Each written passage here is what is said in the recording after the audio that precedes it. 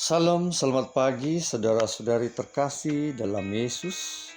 Kita bertemu lagi dalam audio santapan firman Tuhan hari ini Sabtu 7 Mac 2026. Sempena masa Prapaskah kedua.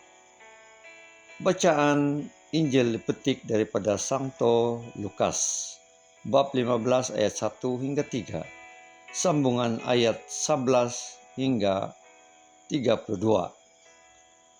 Mari bersama mendengar dan merenungkannya. Para pemungut cukai dan orang-orang berdosa biasa datang kepada Yesus untuk mendengarkan Dia. Maka bersungut-sungutlah orang-orang Farisi dan ahli-ahli Taurat, katanya, Ia menerima orang-orang berdosa dan makan bersama-sama dengan mereka. Maka Yesus menyampaikan perumpamaan ini kepada mereka. Ada seorang yang mempunyai 2 anak laki-laki. Kata yang bungsu kepada ayahnya, Bapa, berikanlah kepadaku bahagian harta milik kita yang menjadi hakku. Lalu ayahnya membagi-bagikan harta kekayaan itu di antara mereka. Beberapa hari kemudian anak bungsu itu menjual seluruh bagiannya itu, lalu pergi ke negeri yang jauh.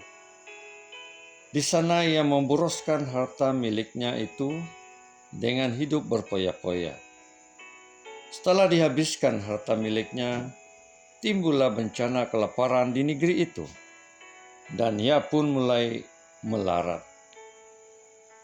Lalu ia pergi dan bekerja pada seorang majikan di negeri itu.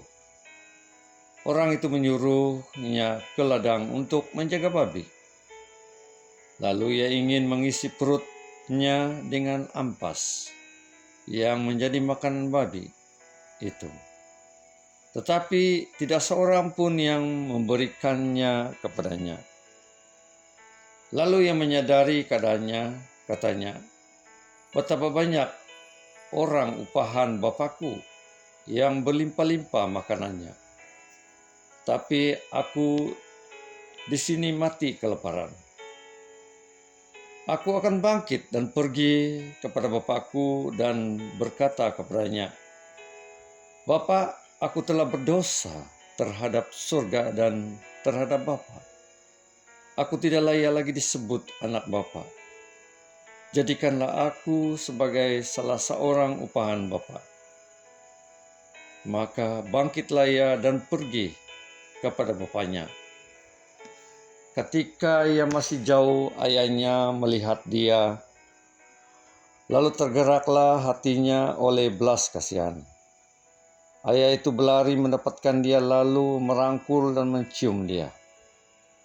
Kata anak itu kepadanya, Bapa, aku telah berdosa terhadap surga dan terhadap Bapa. Aku tidak layak lagi disebut anak Bapa. Tetapi ayah itu berkata kepada hamba-hambanya, Lekas bawa kemari jubah yang terbaik dan pakaikanlah kepadanya. Kenakanlah cincin pada jarinya dan sepatu pada kakinya. Dan ambillah anak lembu tambun itu. Sembelihlah dia dan marilah kita makan dan bersukacita. Sebab anakku ini telah mati dan menjadi hidup kembali. Ia telah hilang dan didapati kembali. Maka mulailah mereka bersukaria. Tetapi anaknya yang sulung sedang berada di ladang. Ketika ia pulang dan dekat ke rumah, ia mendengarkan bunyi seluring dan menyanyi tari-tarian. Lalu ia memanggil salah seorang hamba dan bertanya kepadanya, apa arti semuanya itu? Jawab hamba itu, adikmu telah kembali dan ayahmu telah menyembelih anak lembu tambun. Karena ia mendapatkan kembali anak itu dengan selamat. Maka marahlah anak sulung itu dan ia tidak mau masuk. Lalu ayahnya keluar dan berbicara dengan dia. Tetapi ia menjawab ayahnya, katanya, "Telah bertahun-tahun aku melayani Bapa dan belum pernah aku melanggar perintah Bapa. Tetapi kepada aku belum pernah Bapa memberikan seekor anak kambing ataupun untuk bersukacita dengan sahabat-sahabatku.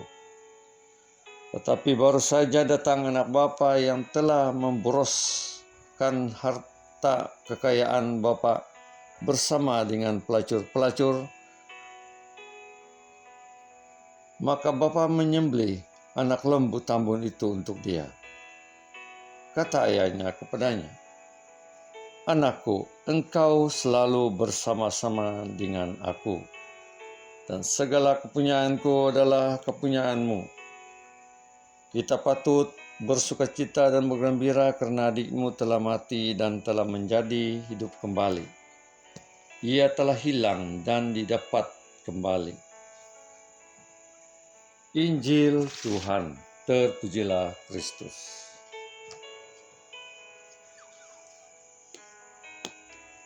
Saudara-saudari terkasih,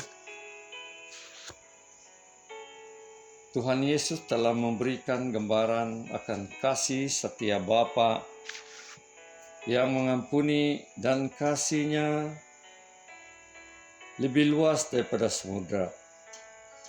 Anak sulung dan bungsu sama-sama memiliki kelemahan dalam diri mereka.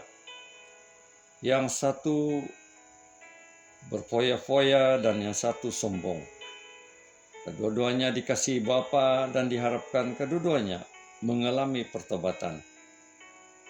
Dosa mengarah pada penderitaan. Anak bungsu sadar ketika sudah berada dalam penderitaan. Ia bertobat pulang dan disambut dengan sukacita oleh Bapa. Dan martabatnya sebagai anak dipulihkan. Allah Bapa nampak dalam diri Yesus yang penuh kasih dan tidak menghakimi orang berdosa, tetapi selalu mengharapkan pertobatan.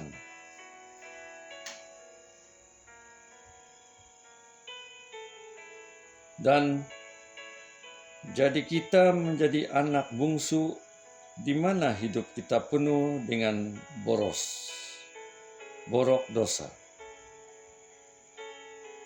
Boleh jadi pula kita menjadi anak sulung yang mengalami kesombongan rohani. Siapakah aku ini? Anak sulung atau anak bungsu? Atau kedua-duanya? Marilah kita melakukan refleksi dan pertobatan terus-menerus. Karena Allah kita adalah Allah yang Maha Rahim, Maha Pengampun. Dan sesuai ketika ini bersama, kita umat mengalami pada musim Prapaskah ini untuk terus dekat dengan Tuhan. Tuhan memberkati kita semua dan menyertai kita selalu. Amin. Dalam nama Bapa, Putra, dan Roh Kudus. Amin.